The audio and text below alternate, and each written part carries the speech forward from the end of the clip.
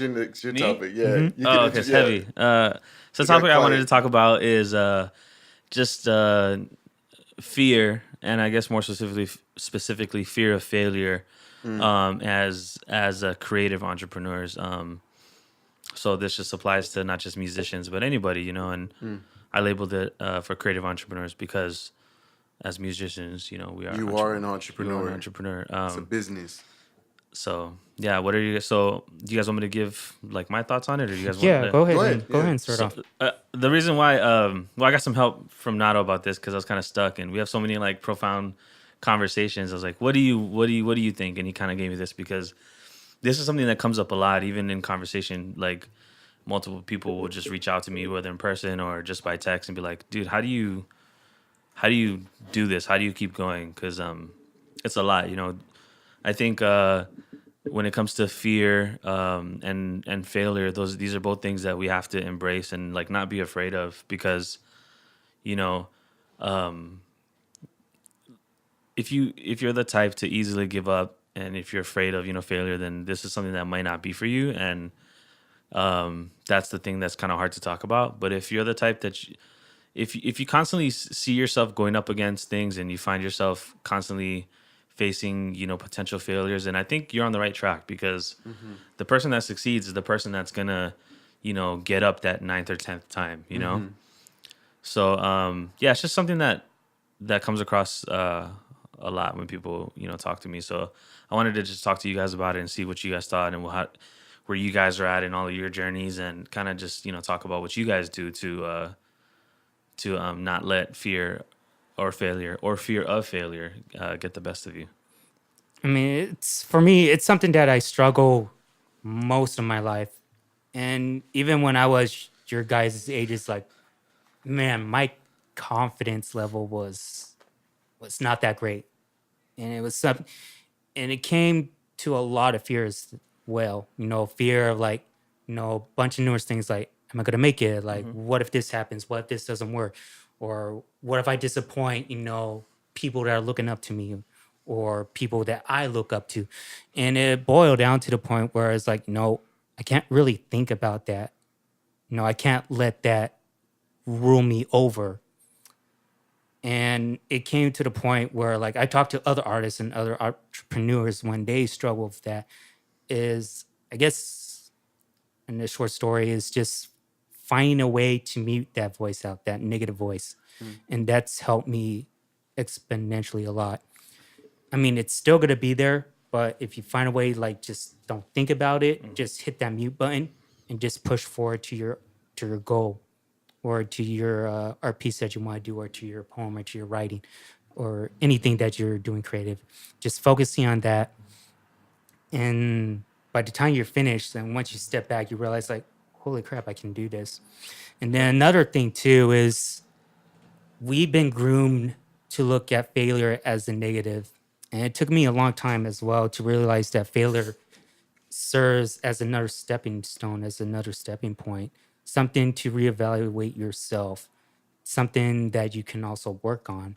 So for me, I approached it as like, this is not negative. This is just a learning curve. This is just something that I need to observe and work on within myself as an artist.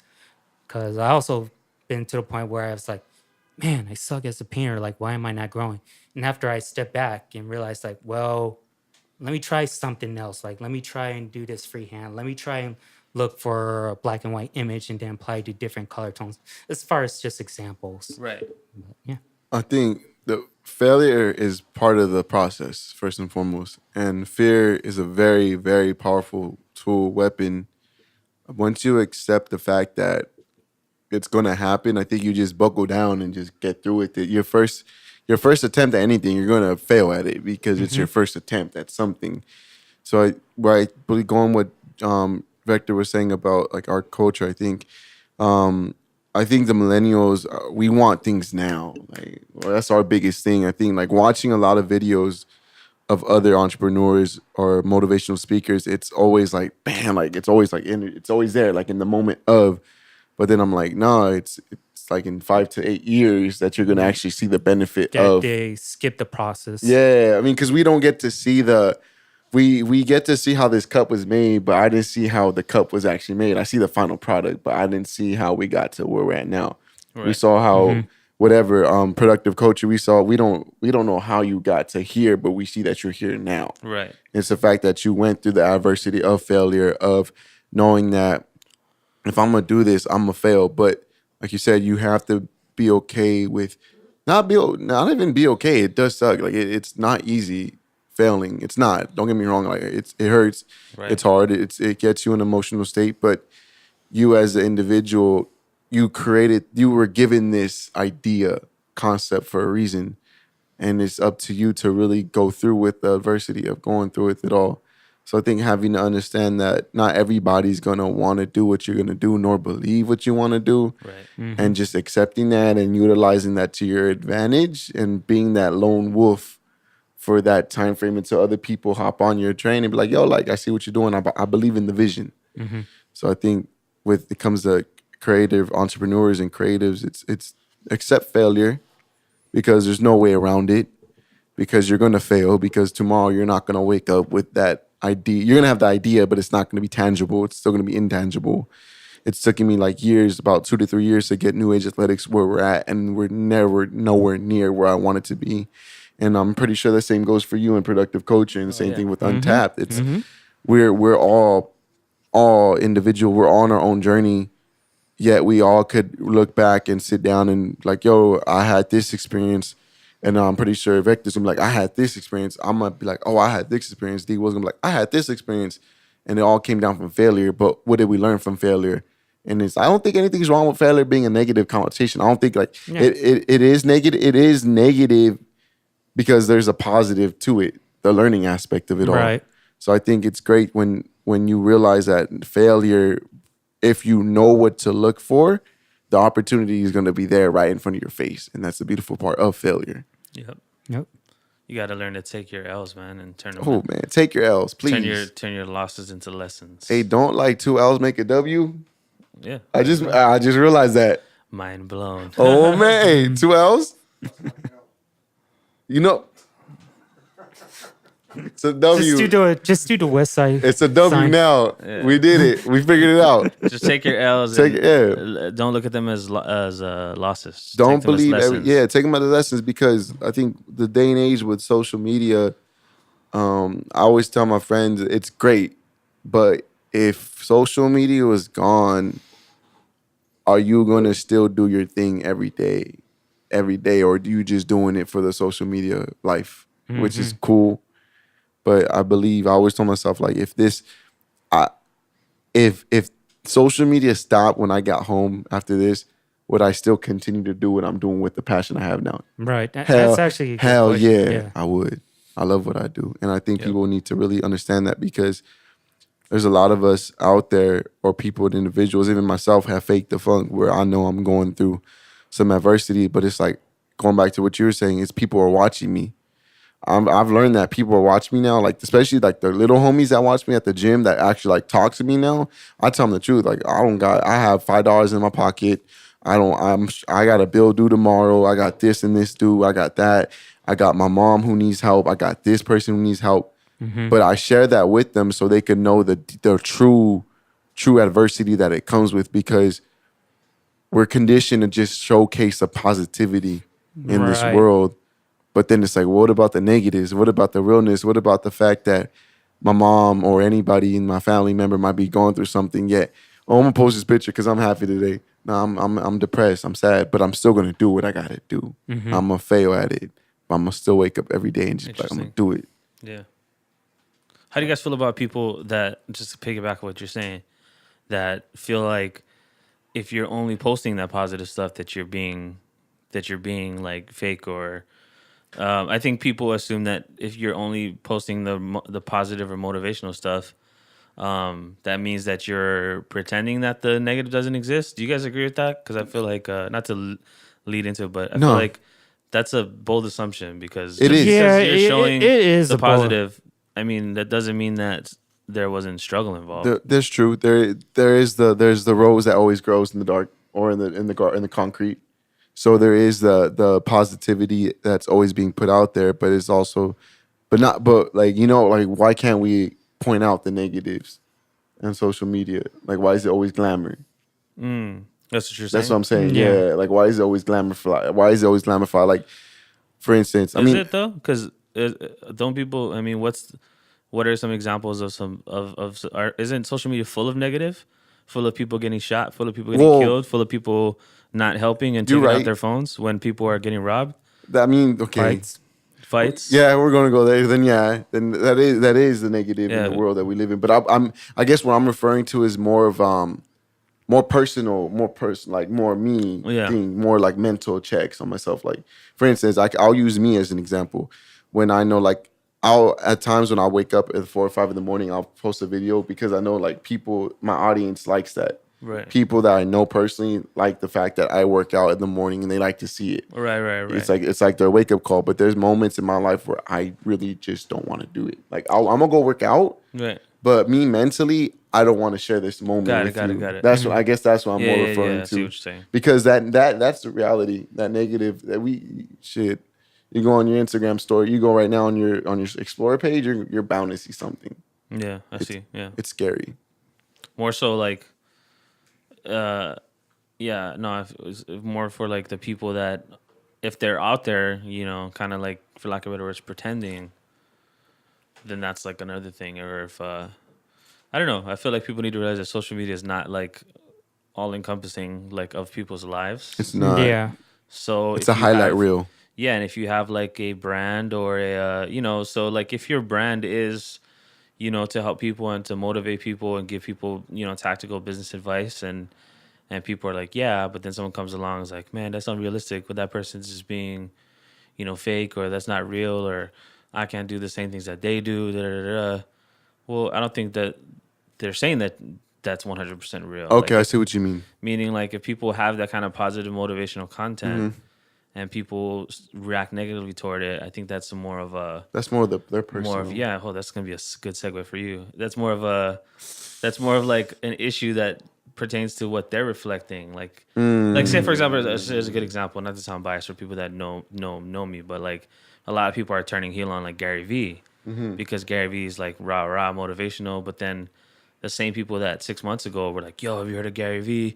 So dope," and then 6 months later they're still not doing what they're doing, and they're like, "Man, fuck Gary Vee. Gary Vee is just, you know, I just don't get it, man. It's, you know." But I'm just like, well, I think it's just a reflection of you. Gary Vee said No. the greatest thing ever, and I tell my friends this. They're like, "Why don't you watch any videos or listen to anything like this?" This is what Gary Vee said, and I stuck with it, and I believe, firm believer in this. He said, "When I was your age, we didn't have this. We just did." He said something along those lines. Don't yeah. quote me on that, but it's the truth. It's 6 months. It's if you have an idea, like today, the idea like we talked about earlier today, Right. we have it's an 8 month process, but Right. we know that a lot of people just came up with this idea. I have plenty of ideas all the damn time. Right. That moment that you just leave the idea there, that fear comes into play, like that doubt. Going back to going to Right. your thing, the fear of I want to do this, but I don't. I'm afraid that I'm gonna fail. So that's the times a lot of ideas don't get conceived because within 6 months they're afraid to even go beyond the first step of just even writing it down or talking to somebody about it because they're afraid that person's not gonna believe in them. Absolutely. Yeah. Why can't you do it? It's like, do you not have hands? Do you have your sight? Can Right. you write? It's like, as long as you can write, do you have something that you can put something on a substrate? And when I mean substrate, on anything on a paper. And they're like, yeah. I was like, And okay, do it. you can do it. It's like, the point I try to tell them is like, the problem is you're thinking A to Z. Just go to A to B and then go on to the next letter and to the next letter. But our generation is all Z. We want Z. The end result. End result. Yeah, Yeah. we don't want we want the cake, but I don't Yeah. want to You clean don't want the to. kitchen. You don't want to put it into work. Yeah. Not I mean, even that. You don't want to clean the kitchen either. That's just human nature. It's just that the generation we're in now, it makes it easier to, like, everyone's always wanting instant gratification, or like everyone's, you know, the biggest thing of value is not money, it's people's time. So that's why the microwave was invented. That's why fast food was invented. So now we're in like a true A to Z kind of thing, and everybody is on this even playing field where now everyone has access to Everybody does instant have that. information. So yeah, and the digital age yeah, too. and sure, there's gonna be a couple, flashes in the pan where a certain thing comes up that people make it overnight per se, but a lot of what it takes to be successful, whether it's business, art, or family or school, it's gonna take a lot more than just what you see. Um, it's gonna take a lot more than what you could Google. So Mm-hmm. I think I think that's why you're seeing such a big wave of people coming up having these negative opinions, having these ideas and not following through. And I always tell people, a lot of my peers, hey, the cream rises to the top. So Mm-hmm. whatever you do, just keep doing it, and then just know that you know, It's a process. yeah, and like It's a process. yeah, and I tell artists all the time, I was like I'm sure I've told you this, like anybody could be an artist. Anybody could just have an Instagram, say that they're a rapper, have a SoundCloud link or a Spotify link or a link tree or whatever. It's like anyone can be an entrepreneur and have and like have a LinkedIn profile.